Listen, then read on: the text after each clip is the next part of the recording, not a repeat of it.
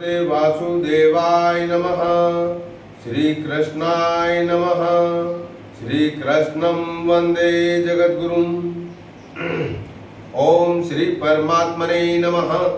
श्रीमद् भगवद गीता के 12वें अध्याय का पाठ। इस प्रकार भगवान के वचनों को सुनकर अर्जुन बोले, हे मनमोहन, जो अनन्य प्रेमी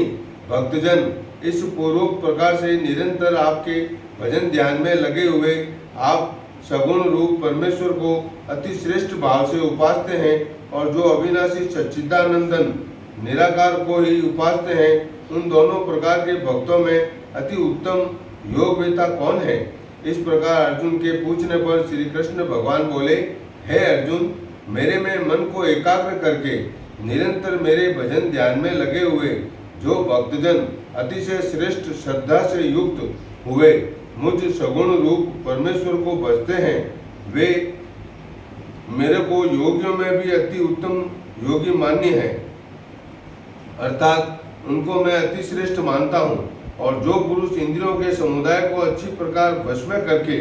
मन बुद्धि से परे सर्वव्यापी अकथनीय स्वरूप और सदा एक रस रहने वाले नित्य अचल निराकार अविनाशी सच्चिदानंद ब्रह्म को निरंतर एक ही भाव से ध्यान करते हुए उपासते हैं, वे संपूर्ण भूतों के हित में रत हुए और सब में समान भाव वाले योगी भी मेरे को ही प्राप्त होते हैं। किंतु सच्चिदानंद निराकार ब्रह्म में आसक्त हुए चित्त वाले पुरुषों के साधन में क्लेश अर्थात परिश्रम विशेष है, क्योंकि देहाभिमानियों से अव्यक्त विषय गति दुख पूर्वक प्राप्त की जाती है, अर्थात जब तक शरीर में अभिमान रहता है तब तक शुद्ध सच्चिदानंद निराकार ब्रह्म में स्थिति होनी कठिन है। और जो मेरे परायण हुए भक्तजन संपूर्ण कर्मों को मेरे में अर्पण करके मुझ सगुण रूप परमेश्वर को ही तेल धारा के सदृश अनन्य ध्यान योग से निरंतर चिंतन करते हुए बसते हैं, हे अर्जुन, उनमें मेरे चित्त को लगाने वाले प्रेमी भक्तों का मैं शीघ्र ही मृत्यु रूप संसार समुद्र से उद्धार करने वाला होता हूँ। इसलिए हे अर्जुन, तुम मेरे में मन को लगा और मेरे में ही बुद्धि को लगा। इसके उपरांत तुम मेरे में ही निवास करेगा, अर्थात मेरे को ही प्राप्त होगा, इसमें कुछ भी संशय नहीं है। यदि तुम मन को मेरे में अचल स्थापन करने के लिए समर्थ नहीं है तो हे अर्जुन, अभ्यास स्वरूप योग के द्वारा मेरे को प्राप्त होने के लिए इच्छा कर। यदि तू ऊपर कहे हुए अभ्यास में भी असमर्थ है तो केवल मेरे लिए कर्म करने के ही परायण हो। इस प्रकार मेरे अर्थ कर्मों को करता हुआ भी मेरी प्राप्ति रूप सिद्धि को ही प्राप्त होगा। और यदि इसको भी करने के लिए असमर्थ है तो जीते हुए मन वाला और मेरी प्राप्ति रूप योग के शरण हुआ सब कर्मों के फल का मेरे लिए त्याग कर, क्योंकि मर्म को न जानकर किए हुए अभ्यास से परोक्ष ज्ञान श्रेष्ठ है और परोक्ष ज्ञान से मुझ परमेश्वर के स्वरूप का ध्यान श्रेष्ठ है और ध्यान से भी सब कर्मों के फल का मेरे लिए त्याग करना श्रेष्ठ है और त्याग से तत्काल ही परम शांति होती है। इस प्रकार शांति को प्राप्त हुआ जो पुरुष सब भूतों में द्वेष भाव से रहित एवं स्वार्थ रहित, सबका प्रेमी, हेतु रहित, दयालु है तथा ममता से रहित एवं अहंकार से रहित, सुख दुखों की प्राप्ति में सम और क्षमावान है, अर्थात अपराध करने वालों को भी अभय देने वाला है, तथा जो ध्यान योग में युक्त हुआ निरंतर लाभ हानि में संतुष्ट है तथा मन और इंद्रियों सहित शरीर को वश में किए हुए मेरे में दृढ़ निश्चय वाला है,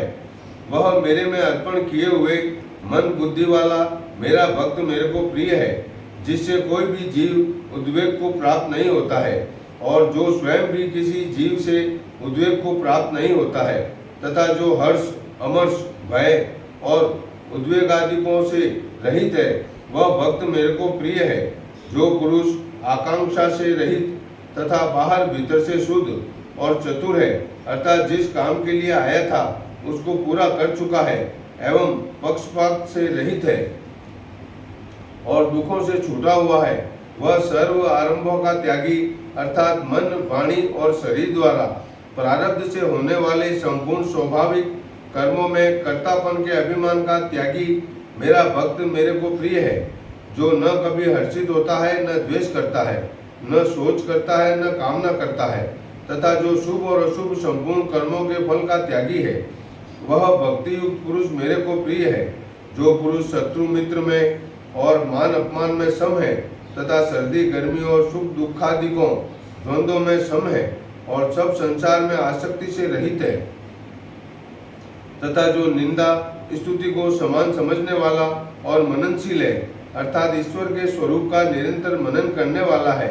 एवं जिस किस प्रकार से भी शरीर का निर्वाह होने में सदा ही संतुष्ट है और रहने के स्थान में ममता से रहित है, वह स्थिर बुद्धि वाला भक्तिमान पुरुष मेरे को प्रिय है। और जो मेरे परायण हुए